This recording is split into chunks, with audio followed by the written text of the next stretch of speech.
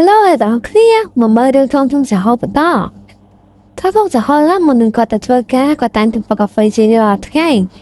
តែតើរឿងហ្នឹងមិនមិននិយាយប៉ុន្តែតើនេះដឹងដែរមកលើកាហ្វេរងថ្ងៃផាត់ឥឡូវបាឡេរីណាគឺមានមុននេះហើយក្នុងសហគមន៍គាត់ក៏បានចេញទៅធ្វើការហើយបាឡេរីណាយើងគាត់ក៏មកជិះណាប្រៃដែរ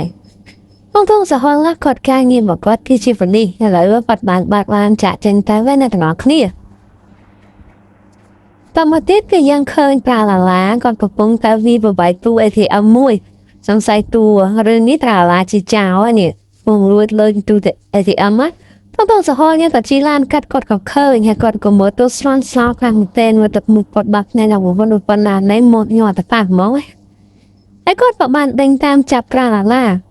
ហើយមើលទោះសវមីទួយមួយប្រាឡាមានប៉ុណ្ណាណៃក៏តែជាទោះចូលចាប់ប្រាឡាឡាបានអត់យល់មកហើយក្នុងសហគមន៍យើងក៏បានចាប់ប្រាឡាឡាយកមកបោះកំពតបានសម្រាប់ចៃហើយមើលមកគាត់ស្បាយទីនេះមែនតែប្រាឡាឡានឹងសេតហើយដល់ពេលអាប៉ែមួយ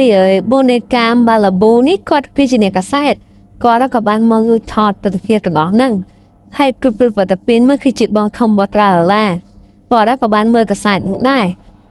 ហើយសាទៅពេលធំសហគមន៍យើងក៏ពងនិយាយទូរស័ព្ទព្រឹកវត្តពេលមានដាវលោកទៅពីក្រោយវាយធំសហគមន៍មកតបងភូកស្លាប់បាត់ហើយគាត់ក៏បានចាប់ធំសហគមន៍មកគម្រាមដើម្បីដោះលែងតាឡាវិញដោយសារតែគាត់គឺជាបងធំបត្រាឡាហើយអាប៉ែបូនីកាមបាឡាបូនេះគឺដាក់ថតគេគ្រប់កន្លែងមកថតអាវីដេអូគេចាប់ប្តីបាឡេរីណាមើលទៀតថែមមើលគ្នាពងទាំងរត់ផងគ្នាឡើងសែតហ្មង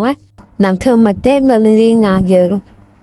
แล้วក្នុងបន្ទប់ព្រឹបវត្តពេញជាមួយនឹងក្នុងសហគមន៍កំពុងតែអង្គុយនិយាយគ្នាមានណាបាឡេរីណាលីកំភ្លើងវែងប្រវាយណាណៃមកគម្រាមព្រឹបវត្តពេញឥឡូវមានទេព្រឹបវត្តពេញតែជាប់ខ្មាស់ហើយក៏ទៅបាឡេរីណាគាត់ពិតជានារីខ្លាហានមែនឃើញប្តីតែគេចាប់ទៅអីអត់មានតែអង្គុយពិបាកចិត្តពិបាកអីទេណាមានណាស្ពីកំភ្លើងមកដើម្បីជួយសង្គ្រោះប្តីវិញហ្មងរឿងរបស់យើងគឺចាប់ព្រមណាស់ណាដល់គ្នាបាយបាយ